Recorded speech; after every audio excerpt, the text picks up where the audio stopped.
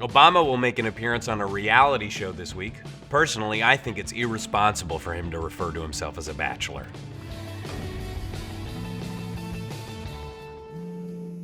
You know this reality show news will divide our country. Half of Americans will complain that he should be focusing on Syria instead, while the other half will complain that he doesn't get enough screen time.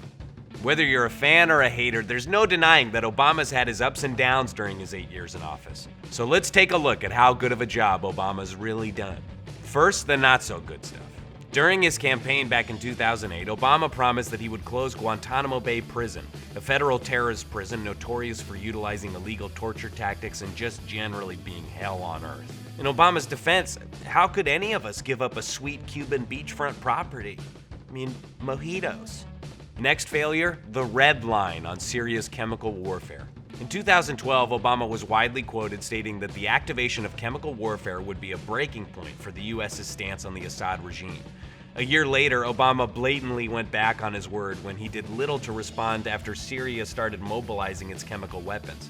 This was an embarrassing moment of hypocrisy for the Obama administration that may be responsible for some of what we're seeing in Syria today.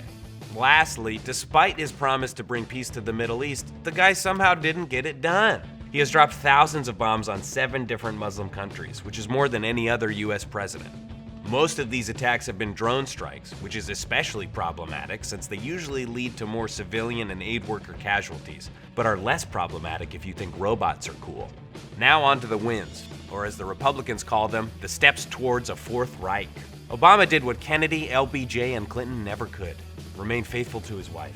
He also passed health care. He pushed the Affordable Care Act through an opposing Senate to provide hundreds of thousands of uninsured Americans with health care. When Obama took office in 2008, he inherited the worst economy since the Great Depression. Obama's stimulus package that pumped $787 billion into the economy managed to spur economic growth. The national deficit is now 1/3 of what it was in 2009. And though the country is nowhere near being free of debt, it's certainly in a more favorable position than where we were 7 years ago.